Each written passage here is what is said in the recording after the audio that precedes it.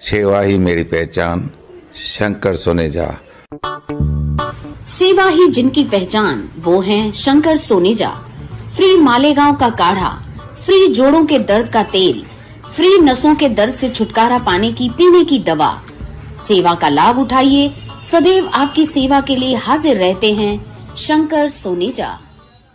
थाना कोपरी कॉलोनी में सतगुरु गार्डन जे सामू रिश्तो.com जी नई ऑफिस खुली रही आहे। सिंधियुनि जो सिंधियुनि सां मंगणो पढ़णो, स्पेशली अॼुकल्ह जेके माइटनि जा ॾाढा हाल जाम बुरा आहिनि, पर रिश्तो.com असांजा विनोद बुराणी जी कोशिशि कंदा आहिनि भई सिंधियुनि जो सिंधियुनि सां मंगणो पढ़णो थिए। त कोपरी कॉलोनीअ में तंहिंखे कोई तव्हांजा मिट माइट या पंहिंजा बायोडेटा ॿारनि जा हुते ॾेई ईंदव त बेड़ा पार थींदा।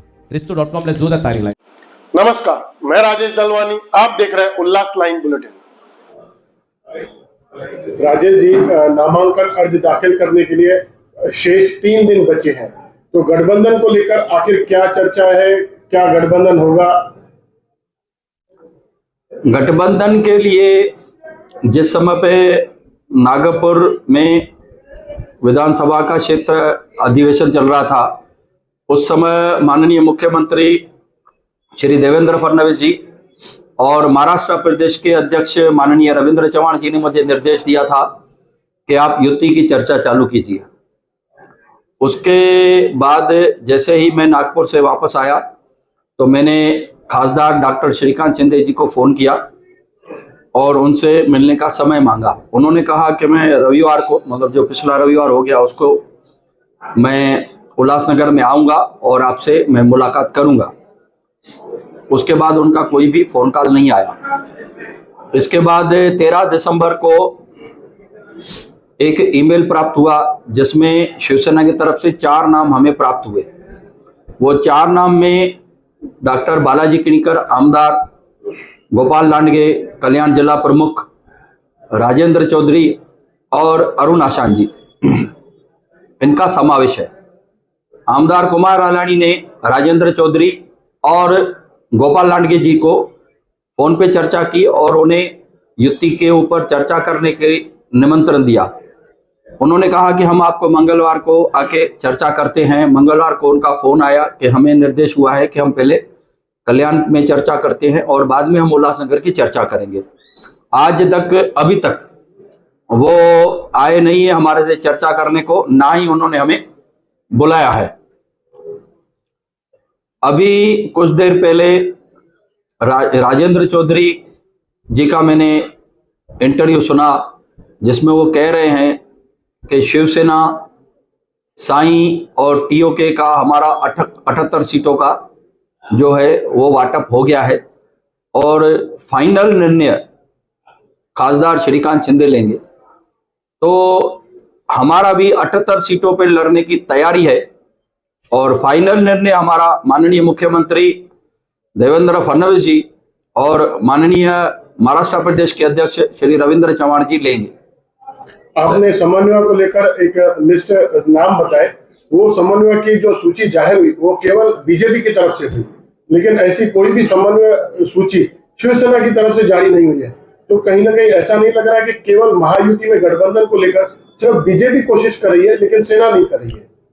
देखिए, जो महाराष्ट्र प्रदेश की तरफ से सूची जाहिर की है तो ये पक्का समझिए कि शिवसेना ने ये 4 नाम भेजे होंगे और वो नाम जो है हमारे जो 5 लोगों की कमेटी बनी है उनके साथ मिले हैं। इससे पहले 13 दिसंबर को भी मुझे ईमेल आया है। इसके लिए हमने उनसे चर्चा चालू की है। अगर उनका इंटरेस्ट नहीं है तो कोई बात नहीं, हमने अपना युक्ति धर्म निभाया है। युक्ति धर्म निभाते हुए हमने उनको आमंत्रित किया है। वो चर्चा नहीं करना चाहते हैं तो कोई बात नहीं, हम 78 सीटों पर लड़ने को तैयार हैं। फाइनल डिसीजन जो है माननीय मुख्यमंत्री श्री देवेंद्र फडणवीस जी और माननीय महाराष्ट्र प्रदेश के अध्यक्ष श्री रविंद्र चव्हाण जी लेंगे। सर, आपने अपने ओर से कहा था कि हम केवल शिवसेना के साथ युति करेंगे, आने वाले दिनों में हो सकता है हम टीओके के साथ और साई पार्टी के साथ नहीं जाएंगे, मगर आज कम्युनिस्ट निगम और शिवसेना पार्टी के लोग वहां पर जो खड़े थे उन्होंने कहा कि हमने आपस में युति कर ली है। तो मतलब ये समझे कि भाजपा अब शिवसेना से युति नहीं करेगी? देखिए, आपने लगता है उनका बयान ध्यान से नहीं सुना है। उन्होंने कहा है कि हमने आपस में सीट वाटप कर ली है और final decision doctor Shrikant Shinde खासदार लेंगे। तो हमने भी 78 सीटों की तैयारी कर ली है। फाइनल निर्णय हमारे माननीय मुख्यमंत्री देवेंद्र फडणवीस जी और महाराष्ट्र प्रदेश के अध्यक्ष माननीय रविंद्र चव्हाण जी लेंगे। उनका टीओके के साथ, शिवसेना का टीओके के साथ गठबंधन है, लेकिन ऐन मौके पर अगर आपका गठबंधन होता है तो क्या टीओके के साथ आप जाएंगे? हमने पहले भी कहा है, मैं ये बात फिर से रिपीट करता हूं कि हमारा गठबंधन शिवसेना के साथ है, टीओके के साथ या साई पार्टी के साथ हमारा गठबंधन नहीं है।